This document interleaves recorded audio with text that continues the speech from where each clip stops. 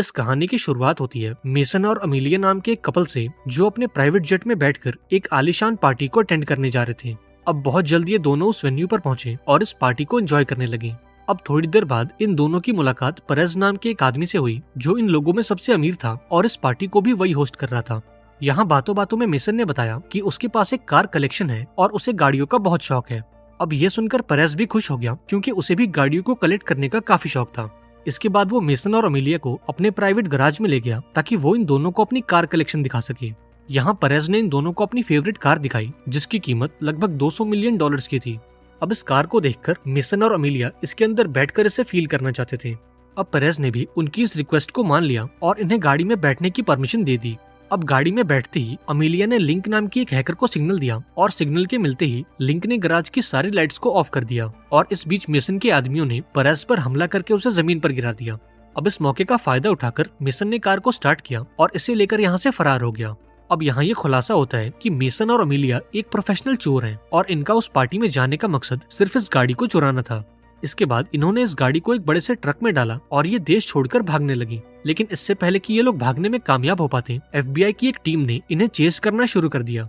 अब ये देखकर मेसन सोच में पड़ गया कि FBI को उनके प्लान के बारे में कैसे पता चला, पर जैसे ही अमीलिया ने मेसन पर अपनी बंदूक तानी, उसकी सारी कंफ्यूजन फौरन दूर हो गई। अब यहाँ कहानी में एक ट्विस्ट आया और ये खुलासा हुआ कि असल में अमीलिया कोई चोर नहीं बल्कि एक FBI एजेंट है और उसने मेसन से प्यार का नाटक सिर्फ इसलिए किया था ताकि वो उसे रंगे हाथों पकड़ सके। अब ये जानकर मेसन का दिल टूट गया, क्योंकि वो अमीलिया से बहुत प्यार करता था। लेकिन इसके बावजूद भी उसने अपनी टीम को प्लान बी के लिए बोला और ये ऑर्डर्स मिलते ही उन्होंने अपनी सारी गाड़ियों को नदी में उतार दिया। अब इस प्लान बी के चलते वो उस गाड़ी को तो नहीं चुरा पाए, लेकिन FBI के हाथों पकड़े जाने से बाल बाल बच गए। इसके बाद हम 3 महीने बाद का सीन देखते हैं, जहाँ मेसन ने अब चोरी चकारी छोड़ दी और शहर के बाहर एक आम जिंदगी बिताने लगा। अब एक दिन मेसन का छोटा भाई शॉन उसके पास आया और उसे बताया कि वो एक बैंक में चोरी करने का प्लान बना रहा है और वो मेसन को भी इस प्लान में शामिल करना चाहता है। हालांकि मेसन ने ये कहकर इनकार कर दिया कि अब मैं रिटायर हो चुका हूँ और अब मुझे किसी नए लफड़े में नहीं पड़ना। यहाँ शॉन ने उसे मनाने की काफी कोशिश की, लेकिन जब मेसन नहीं माना तो शॉन वहाँ से चला गया। पर जाने से पहले उसने मेसन को एक फोन दिया ताकि अगर उसका मन बदल जाए तो वो इस प्लान में शामिल हो सके। अब देखते ही देखते 3 दिन गुजर गए, लेकिन मेसन का फैसला नहीं बदला।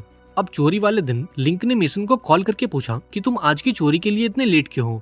अब ये सुनकर मेसन हैरान हो गया, क्योंकि उसने तो शॉन को इस मिशन के लिए मना कर दिया था। दरअसल शॉन ने अपने टीम मेंबर्स को ये बोला था कि मेसन इस प्लान में शामिल होने के लिए रेडी है। अब पहले तो मेसन को काफी गुस्सा आया, पर इस मामले को संभालने के लिए उसे ना चाहते हुए भी शॉन के प्लान में शामिल होना पड़ा। वहीं दूसरी ओर हम शॉन को देखते हैं, जो बैंक के बाहर मौजूद एक कॉफी शॉप में बैठा था, क्योंकि उस बैंक का मैनेजर हर दिन उस कॉफी शॉप में कॉफी पीने आता है। अब जैसे ही वो मैनेजर कॉफी शॉप में आया तो शॉन उसके पास गया और उसे बंदूक दिखाकर हॉस्टेज बना लिया। इसके बाद वो मैनेजर को लेकर बैंक में जाने लगा, पर तभी वहाँ पर मेसन आ गया और इन्हें अंदर जाने से रोक लिया। यहाँ मेसन ने शॉन से बोला कि तुम्हारा ये प्लान ठीक नहीं है और इसमें हम सब मारे जाएंगे। इस पर शॉन ने बोला कि अब इन सब का कोई फायदा नहीं है, क्योंकि हमारी टीम ऑलरेडी बैंक के अंदर जा चुकी है।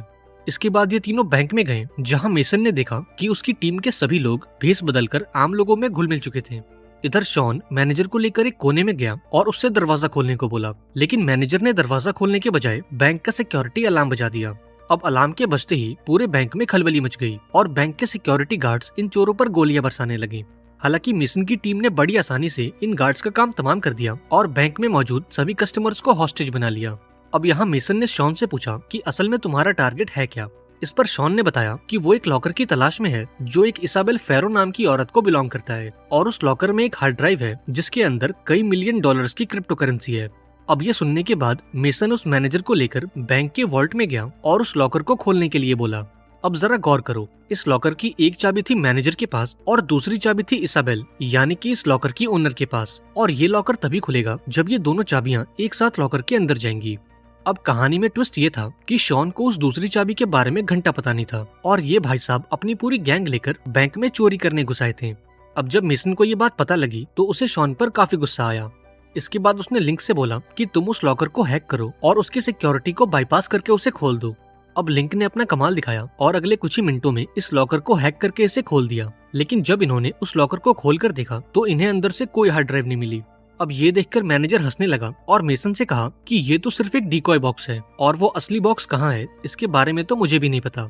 अब इस सिचुएशन को देखकर मेसन का गुस्सा भड़क उठा और उसने शॉन को इस खराब प्लानिंग के लिए बहुत सुनाया।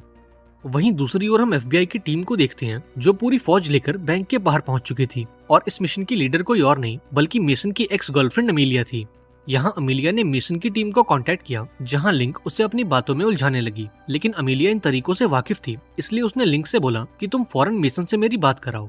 अब यहाँ लिंक ने मेसन को बताया कि एफबीआई तुमसे बात करना चाहती है। यहाँ मेसन ने शॉन से उस मैनेजर पर नजर रखने को बोला और फटाफट से लिंक के कमरे में पहुंचा। अब जब फोन पर उसने अमीलिया की आवाज सुनी तो उसकी पुरानी यादें दोबारा से जाग उठी, लेकिन फिर मेसन ने खुद को याद दिलाया कि अब अमीलिया उसकी दुश्मन है और वो उसकी टीम को पकड़ने आई है। इसके बाद मेसन ने अमीलिया से नेगोशिएट करना शुरू किया और उससे कहा कि तुम अपनी टीम को बैंक से 50 फीट दूर कर लो, वरना मैं एक एक करके इन हॉस्टेजेस को मार दूंगा। इसके साथ ही तुम हम सभी के लिए पिज्जा और बियर का इंतजाम करो और उन पिज्जा बॉक्सेस को डिलीवर करने तुम खुद बैंक के अंदर आओ। अब अमीलिया ने इस डिमांड को मान लिया, लेकिन इसके बदले में उसने मेसन से 2 लोगों की रिहाई मांगी और मेसन ने भी बिना आनाकानी किए उसकी इस डिमांड को मान लिया। इसके बाद मेसन की टीम ने सभी हॉस्टेजेस को ऊपर वाले हॉल में शिफ्ट किया और अमीलिया का इंतजार करने लगे।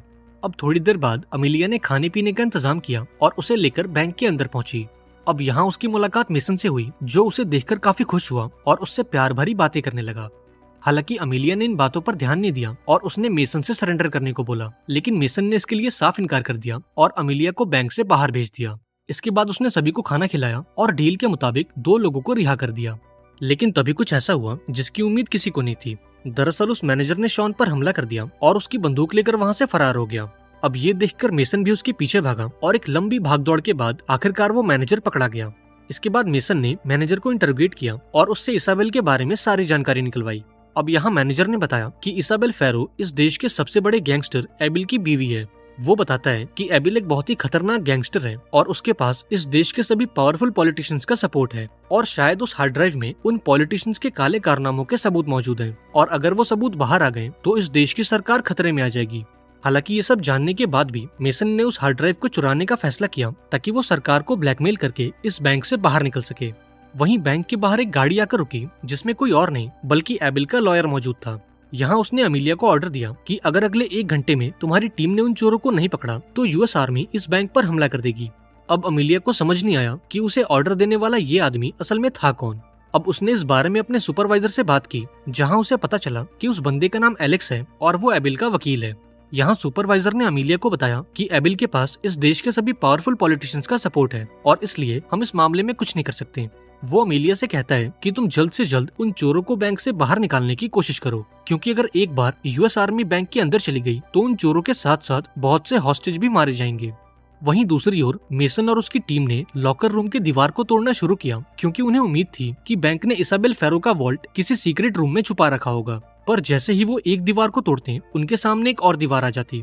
वहीं दूसरी तरफ यूएस आर्मी ने बैंक को चारों तरफ से घेर लिया और अंदर घुसने की तैयारी करने लगे। अब ये देखकर अमीलिया ने मेसन को कॉल किया और उससे सरेंडर करने को बोला, क्योंकि अगर एक बार यूएस आर्मी बैंक के अंदर चली गई तो इन चोरों की मौत तो पक्की है। अब मेसन ने अमीलिया से बोला कि तुम मीडिया में ये बात लीक कर दो कि यूएस आर्मी बैंक पर हमला करने वाली है, क्योंकि अगर एक बार मीडिया बैंक के बाहर आ गई तो यूएस आर्मी कोई एक्शन नहीं ले पाएगी। अब अमीलिया ने भी ठीक ऐसा ही किया और मीडिया में ये बात लीक कर दी। अब देखते ही देखते मीडिया बैंक के बाहर आ गई और ये खबर पूरे देश में आग की तरह फैलने लगी। अब ये सब देखकर एफबीआई का हेड काफी नाराज हुआ और उसने अमीलिया को इस केस से बाहर निकाल दिया। इसके बाद उसने मेसन को कॉल किया और उसे धमकी दी कि अगर अगले 15 मिनट में तुम्हारी टीम ने सरेंडर नहीं किया तो हम बैंक के अंदर आ जाएंगे। वहीं बैंक के अंदर मेसन की टीम को वो कमरा मिल गया जिसमें इसाबेल के लॉकर को रखा गया था। अब लॉकर के मिलते ही मेसन ने लिंक से बोला कि तुम इस लॉकर को हैक करो और इसके पासवर्ड को बाईपास करके इसे खोल दो। इस पर लिंक ने बोला कि इस लॉकर की सिक्योरिटी काफी स्ट्रांग है और इसे खोलने में कम से कम 10 मिनट लगेंगे, जबकि अगले 8 मिनट के अंदर यूएस आर्मी बैंक के अंदर आ जाएगी। अब ये देखकर मेसन ने एक प्लान बनाया और एक एक करके सभी हॉस्टेजेस को छोड़ने लगा ताकि लिंक को वो लॉकर खोलने के लिए टाइम मिल सके। अब अगले कुछ ही मिनटों में सभी लोगों को छोड़ दिया गया और आखिर में उस मैनेजर को छोड़ने के बाद मेसन के टीम मेंबर्स ने एक एक करके सरेंडर करना शुरू किया। अब सभी लोग तो बैंक से बाहर आ गए, लेकिन मेसन और लिंक अब भी बैंक के अंदर मौजूद थे। अब ये देखकर एफबीआई के हेड को काफी गुस्सा आया और उसने यूएस आर्मी को ये ऑर्डर दिया कि वो बैंक के अंदर जाएं और मेसन को देखते ही उसे गोली मार दें। अब ऑर्डर्स मिलते ही यूएस आर्मी बैंक के अंदर घुस आई और कुत्तों की तरह मेसन को ढूंढने लगी। अब जैसे ही वो उस कमरे में पहुंचे तो उन्होंने मेसन को देखा जो अपने हाथ में बॉम्ब लेकर उनका इंतजार कर रहा था। अब अभी ये लोग कुछ सोच पाते उससे पहले एक धमाका हुआ और मेसन समेत यूएस आर्मी के सभी सोल्जर्स भी मारे गए और इस तरह से शॉन की इस खराब प्लानिंग के चलते मेसन को अपनी जान गंवानी पड़ी। अगर आपको भी ऐसा ही लगता है तो जरा वेट करो, क्योंकि अब कहानी में एक बहुत बड़ा ट्विस्ट आने वाला है। अब इस घटना के कुछ महीनों बाद अमीलिया ने FBI से रिजाइन कर दिया, क्योंकि वो इन करप्ट लोगों के साथ काम नहीं करना चाहती थी। अब इस रेजिग्नेशन के बाद वो अपनी छुट्टियां मनाने के लिए एक प्राइवेट आइलैंड पर गई, जहां मेसन पहले से उसका इंतजार कर रहा था। अब यहाँ ये खुलासा होता है कि मेसन और अमीलिया शुरू से ही एक ही टीम में थे और इन दोनों ने जानबूझकर परस की उस कार वाली चोरी को फेल किया था ताकि FBI को अमीलिया पर यकीन हो सके। इसके बाद ये कहानी फ्लैशबैक में जाती है और हम उस धमाके से कुछ देर पहले की कहानी देखते हैं। अब जब US आर्मी बैंक के अंदर आई तो मेसन ने उनसे एक डिमांड की कि वो एबिल के वकील एलेक्स से मिलना चाहता है। अब ना चाहते हुए भी उन्हें मेसन की ये डिमांड माननी पड़ी, क्योंकि वो सारे सबूत अब भी मेसन के पास ही थे। अब थोड़ी देर बाद एलेक्स मेसन से मिलने पहुंचा, जहां मेसन उसे धमकी देते हुए बोला कि अगर तुमने मेरे अकाउंट में $500 मिलियन नहीं डाले तो मैं इन सारे सबूतों को पब्लिक कर दूंगा। इसके साथ ही तुम्हें मुझे और मेरी टीम को एक नई पहचान देनी होगी, ताकि हम उस नए नाम के साथ एक नई जिंदगी शुरू कर सकें। अब चूंकि एबिल की गर्दन मेसन के हाथों में थी, इसलिए उसने मेसन की सभी डिमांड्स को मान लिया। इसके बाद बैंक में एक फर्जी धमाका किया गया ताकि लोगों को लगे कि मेसन इस धमाके में मर चुका है। वहीं दूसरी ओर हम मेसन और अमीलिया को देखते हैं, जिन्होंने अब चोरी चकारी छोड़ दी और एक नई पहचान के साथ एक नई जिंदगी शुरू की। आई होप आपको आज की कहानी पसंद आई होगी। अगर आपको ये वीडियो अच्छी लगी हो तो इसे लाइक कर देना और चैनल को सब्सक्राइब करके कमेंट में एक प्यारा सा मैसेज छोड़ देना। मिलते हैं अगली वीडियो में, पर तब तक के लिए आप सभी को हैप्पी न्यू ईयर।